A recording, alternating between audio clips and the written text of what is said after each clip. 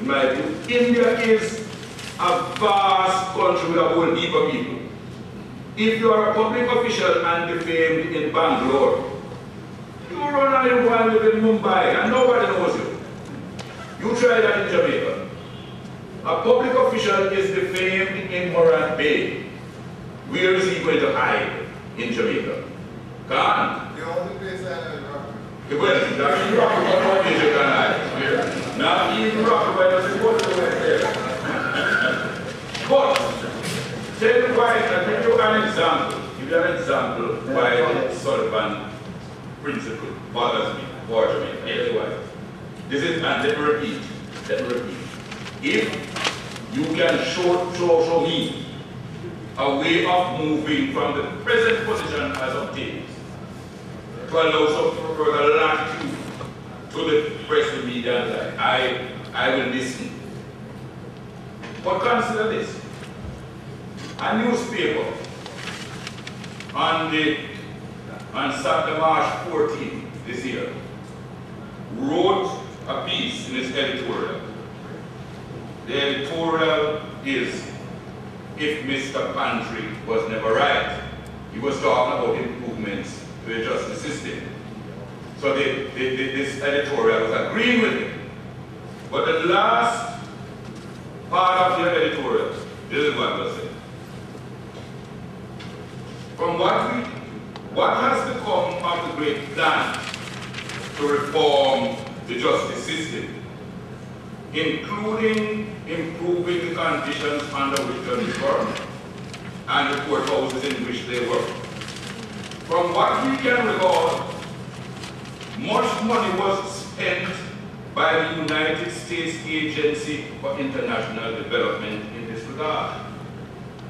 Judging from the current backlog, it would seem that that reform might have put money in some people's pockets without the commensurate benefits to the justice system. We are prepared to apologize for being proven wrong.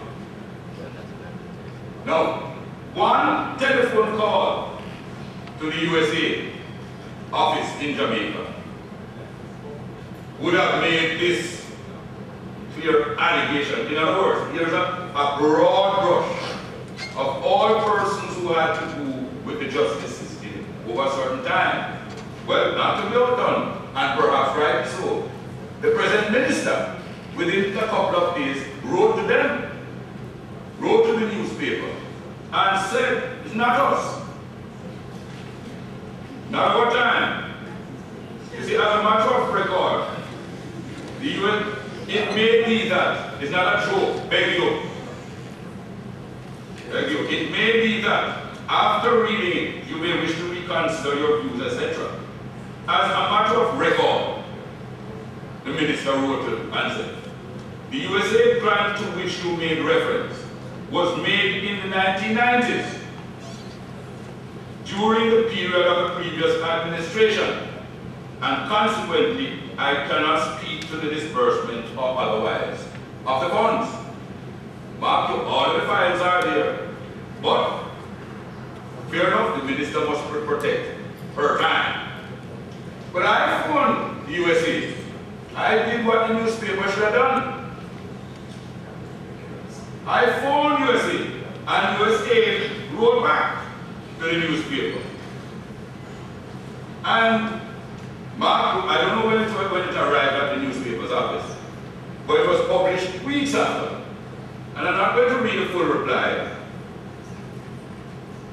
But they said the total allocation of funds for these activities, they refer to the article on the editorial, acted by USA was, and they gave the amount. And upon completion of the activities at February 28, 2005, all unliquidated sums were returned to USA. The Ministry of Justice was audited, and for its management of USAID's funds. And the final audit reports indicate that, quote, the fund accountability statement presented fairly in all material respects, project revenues and costs incurred and reimbursed for the period audited. Unquote. Hence, we did not have then, nor do we have now, any reason to suspect that project funds were misused or made their way into people's pockets. Now you see, if Sullivan applies in Jamaica, what a newspaper or a radio station or anybody can do is this.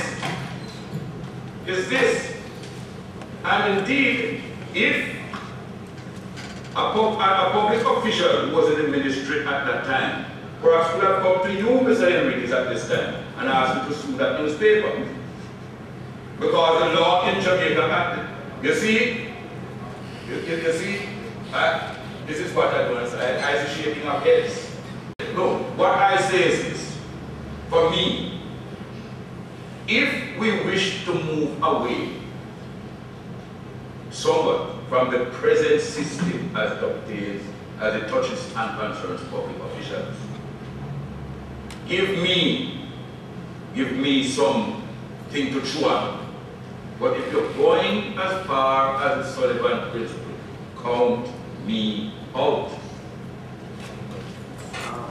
Every one of us could become a publisher. I go on my computer and I can reach a greater audience than your hard copies can. Would you see a distinction between the way the media formal is treated and other publications, cyberspace, for example, in relation to the overall laws on defamation?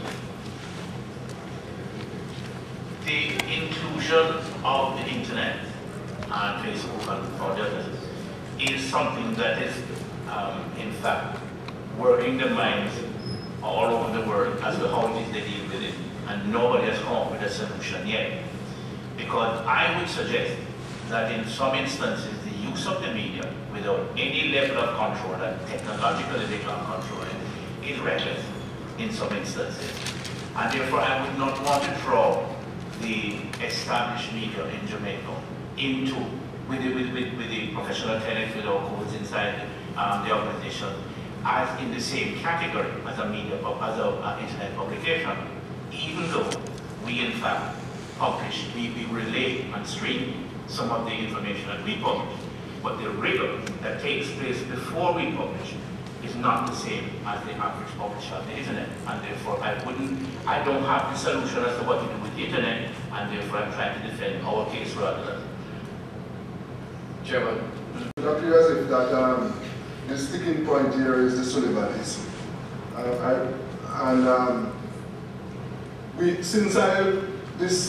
We on this side advocated for these changes.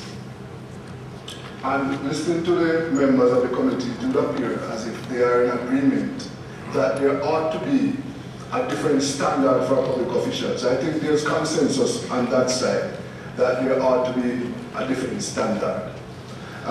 What seems to be the bugbear is that they're not certain, are not prepared to walk the full length of the road.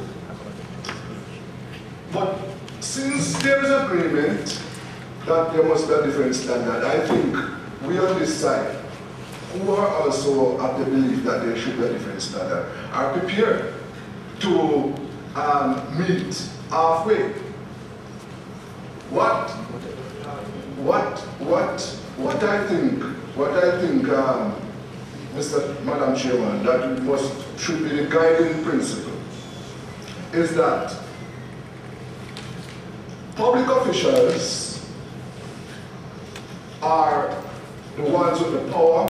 They're the ones who are entrusted with public affairs.